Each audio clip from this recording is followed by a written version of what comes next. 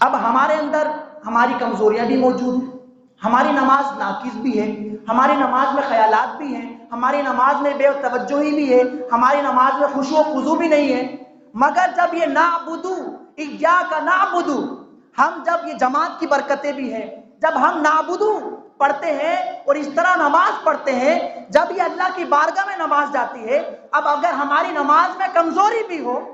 غلطی بھی ہو، کوتاہی بھی ہو، کمزوری بھی ہو، بے توجہی بھی ہو، خیالات بھی ہو، اللہ تبارک و تعالی اگر چاہے تو رد کر سکتا ہے اس اصول کے مطابق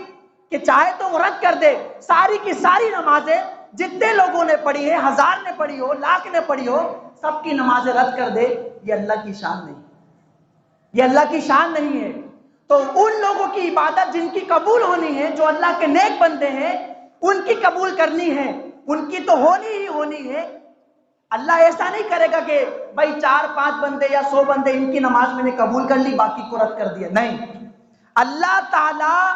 ان نیک بندوں جن کی نماز اچھی ہے، ان نیک بندوں کے صدقے سے ہماری نماز بھی قبول کر دے۔ یہ ہے صحبت صالح ترا صالح کنن، کہ اللہ تعالیٰ پھر ہماری کمزوری نہیں دیکھے گا، اللہ تعالیٰ ہماری کوتاہی نہیں دیکھے گا، اللہ تعالیٰ یہ دیکھ رہا ہے کہ جو میرے نیک بندوں نے نماز پڑھی ہے، ان کی میری بارگاہ میں مقبول ہے، ان کے صدقے سے ہماری بھی قبول ہو جائے۔ یہ ہے جماعت کی برکتیں۔